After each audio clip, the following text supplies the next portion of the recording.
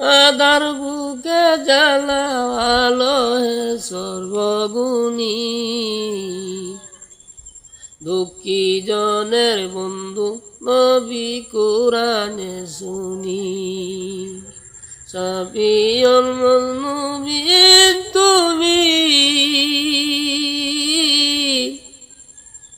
বলেছ জগতের স্বামী, চরণ তলে রহিয়াছে রহমতের বাণী,